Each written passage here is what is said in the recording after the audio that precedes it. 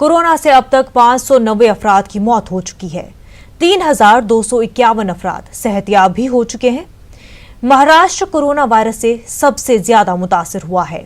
4,000 से ज्यादा महाराष्ट्र में कोरोना के मरीज हैं, जबकि कोरोना से मरने वालों की तादाद महाराष्ट्र में 200 से ज्यादा हो चुकी है। नाजरीन, इस वक्त हमारे साथ NCP leader, Maharashtra cabinet irrigation और वाटर रिसोर्सेज के मिनिस्टर जयंत पाटिल साहब जुड़ चुके हैं। जयंत पाटिल साहब, आपका न्यूज 18 उर्दू में खैर मकदम है। जयंत पाटिल साहब, आपसे जानना चाहेंगे कि महाराष्ट्र ने अपनी इकोनॉमी को रिवाइव करने के लिए टास्क फोर्स की टीम जो है वो बनाई है। आप उस टीम के मेंबर हैं।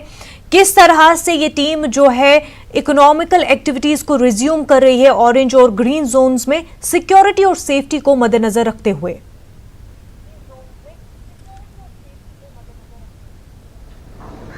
महाराष्ट्र में खास तौर पे पूना, मुंबई के इलाके दो छोड़ के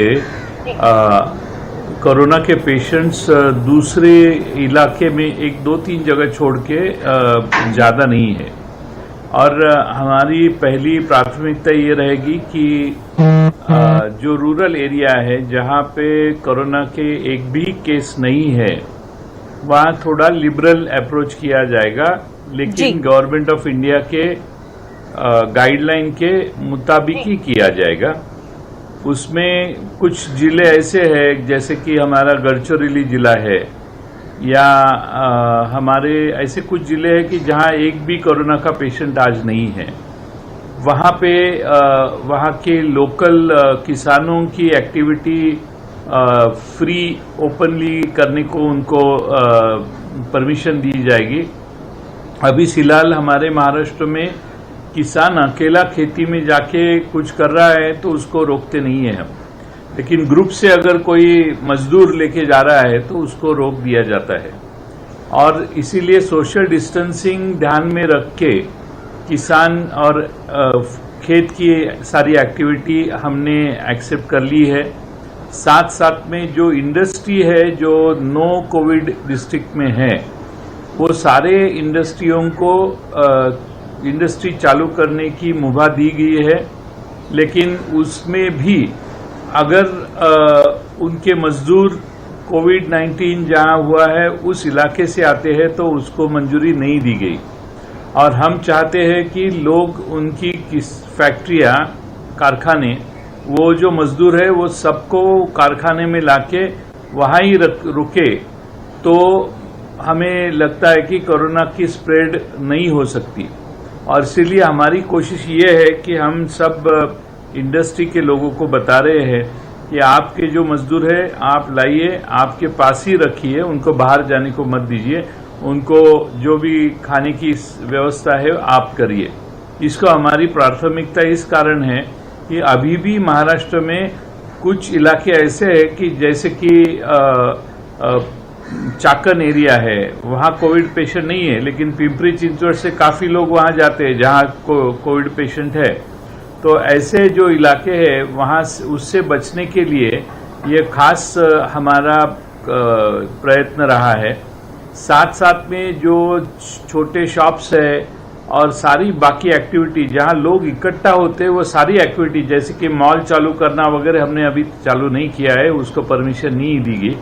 लेकिन जहां पे छोटी इंडिविजुअल लोग दुकानें चलाते हैं और उनका सब उसके ऊपर ही निर्भर करता है, ऐसे सारी एक्टिविटियों को सहूलत देने का इरादा हमारा है केंद्र सरकार के गाइडलाइन के मुताबिक।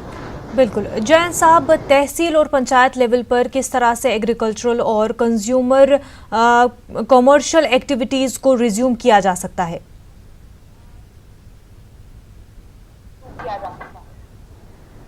कौन से तहसील के लेवल पे?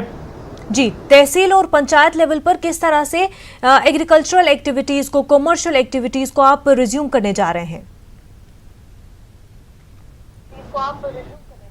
ये हमारी कोशिश ये है, जो मैंने पहले बताया उसी मुताबिक सारे तहसील जहां कोविड-19 नहीं है वहां की एक्टिविटी इमीडिएटली रिज्यूम करने की व्यवस्था हम कर रहे हैं, सोशल डिस्टेंसिंग रख के। और उसमें कारखाने हैं, शॉप्स है, जो लोकल लोगों की सुविधा के लिए आवश्यक जो चीज़ें हैं, जो प्रायोरिटी से चालू करने की आवश्यकता है, उन सारी चीज़ों को परमिशन दी जा सकती है, लेकिन उसमें कोविड-19 की कोई रिस्क नहीं है तो ही उनको परमिशन दी जाएगी। काफ़ी रिस्ट्रिक्शंस है, इमीडिएटली नहीं, लेकिन आस्ते आस्ते शायद 2 हफ्ते के बाद, 3 मई के बाद अगर लॉकडाउन रिलीज हुआ तो ये एक्टिविटी पूरी चालू हो सकती है, लेकिन पहले हम अभी थोड़ा रिस्ट्रिक्टेड अप्रोच लिया है। जी, आप फाइनेंस मिनिस्टर भी रह चुके हैं महाराष्ट्र के। कंसिडरिंग जो अभी इकोनॉमिकल सिचुएशन है, उसके लिहाज से किस तरह से रेवेन्यूज जो है जनरेट किए जा सकते हैं?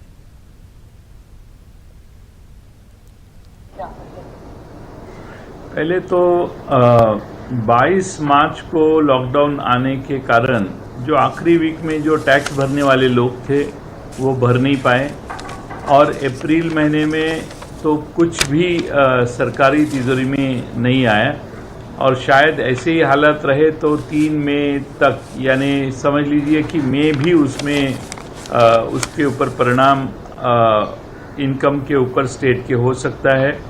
और इसीलिए मई, मार्च एंड, अप्रैल और मई, ये 2 महीने में जो पैसे तिजोरी में आने वाले थे, जैसे कि 15,000 करोड़ तक आ सकते थे, वो नहीं आए।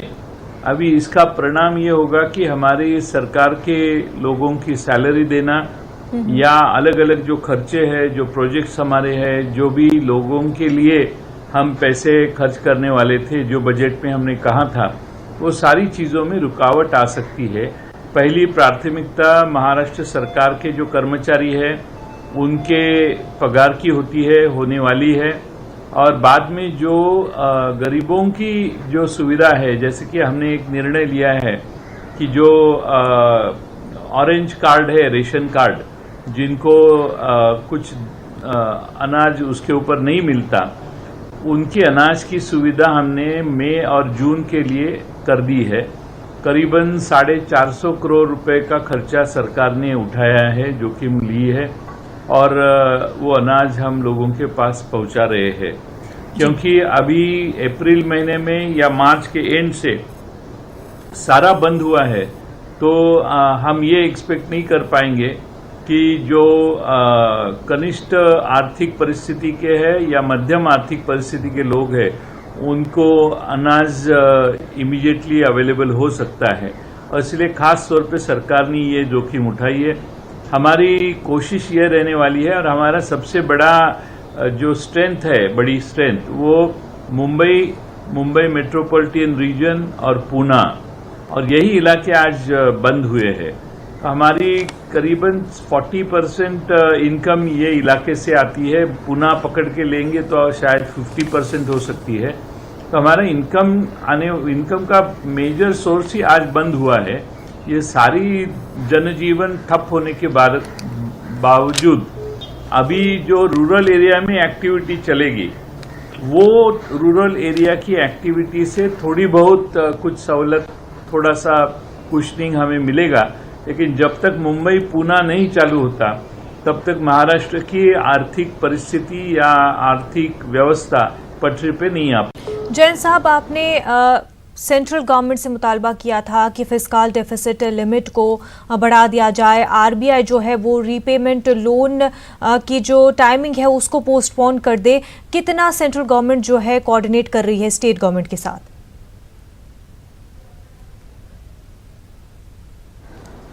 हमारी जो हमने मांग की है वो उनके सामने रखी है।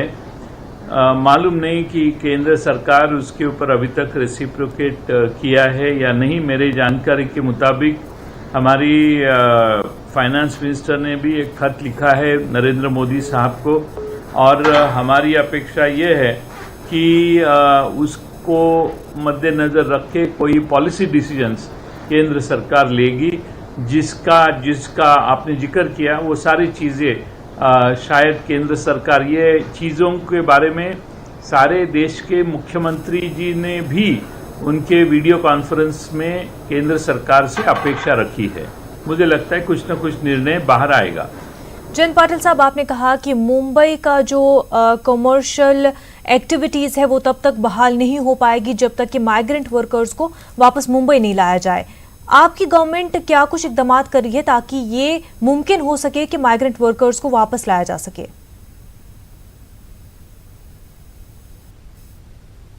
नहीं, मैंने ऐसा नहीं कहा कि उनको लाया नहीं जाएगा, लेकिन ये भी सच है कि जब तक वो नहीं आते तब तक ये इलाके की अर्थव्यवस्था पूरी गतिमान नहीं हो सकेगी। इसीलिए हमारे जो माइग्रेंट वर्कर्स जो बाहर गए हैं वो वापस आने की आवश्यकता है। और जो जब लॉकडाउन अनाउंस हुआ तब उनके लिए कुछ कहा नहीं गया कि हम आपकी सुविधा रखेंगे, आपको सारी मदद करेंगे। इसीलिए उन लोगों को ऐसा लगा कि अब ये लॉकडाउन कायम स्वरूप का काफ़ी देर चलने वाला है, तो यहाँ रह के खाने पीने का बंदोबस्त अगर नहीं होने वाला तो हम चले जाते, इसलिए सारे लोग चले गए। अब अपेक्षा यह है कि लॉकडाउन उठाने के बाद ये सारे लोग वापस मुंबई में आके काम करने को, मुंबई के आसपास के इलाके में जब तक काम पे नहीं आते तब तक हमारा प्रोडक्शन, हमारी सर्विसेज, हमारी सारी एक्टिविटी गतिमान नहीं हो पाएगी। जयंत साहब, धारावी में 7.5 लाख की पॉपुलेशन है और सबसे ज़्यादा हिट हुआ है कोरोना से धारावी। ऐसे में गवर्नमेंट की तरफ से बात हो रही है कि सभी लोगों का वहां पर टेस्ट होगा। किस तरह से जो है गवर्नमेंट ये पूरे टेस्ट जो है उसको अमल में लाएगी? क्योंकि हमने देखा कि राजस्थान में रैपिड टेस्ट हुआ था लेकिन वो कामयाब होता हुआ नहीं दिखाई दिया।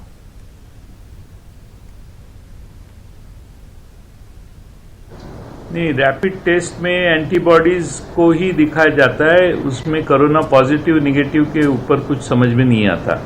इसलिए रैपिड टेस्ट ये ऐसी चीज है कि आपकी रेजिस्टेंस पावर अच्छी है कि नहीं, उसकी जानकारी उसमें होती है।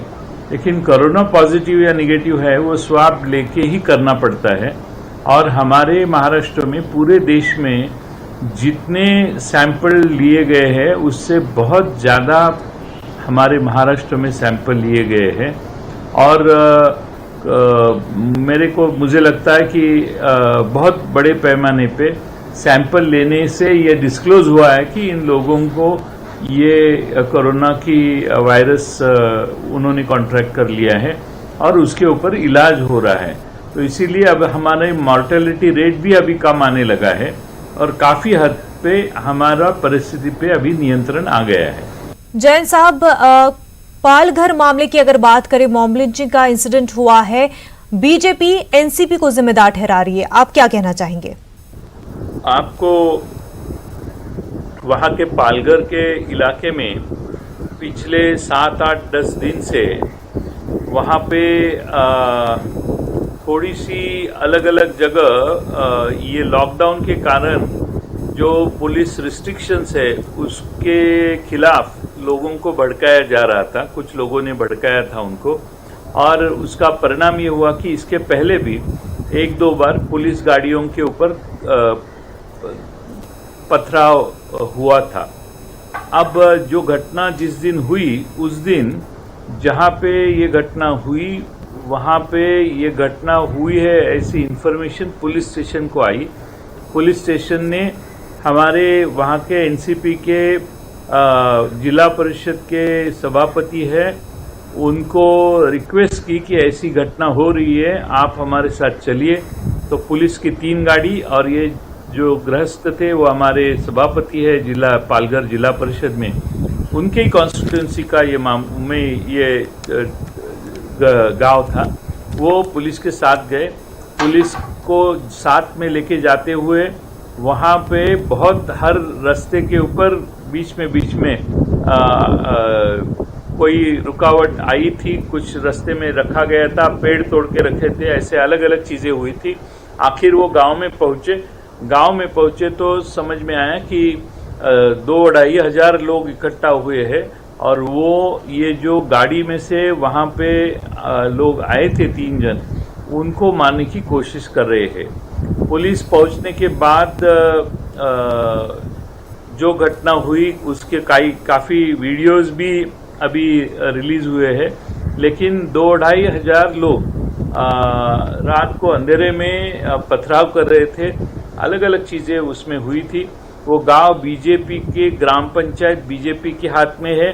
ये सारी घटना जब हुई, वहाँ ग्राम पंचायत की जो सरपंच है चित्रा चौधरी, वो वहाँ पे उपस्थित थी। वो ग्राम पंचायत की सरपंच है, वो वहाँ उपस्थित थी। हमारे जो एनसीपी के जो एक कार्यकर्ता जिनका नाम मैंने अभी आज जिनके बारे में मैंने आपको बताया, वो पुलिस डिपार्टमेंट ने उनको रिक्वेस्ट की और उनको वो लेके गए थे कि ये सारे मामले में लोगों को हटाने की कोशिश की। लोगों को हटाते हुए उनके ऊपर भी पथराव हुआ, उनको भी उनकी गाड़ी भी लोगों ने तोड़ दी। ऐसी अलग अलग घटनाएं उसमें हुई। हमारे जो सभापति थे, उन्होंने काफ़ी कोशिश की, लेकिन उसके बावजूद भी कुछ हो नहीं पाया। पुलिस सामने थी, वो भी उसको रोकने की कोशिश कर रहे थे।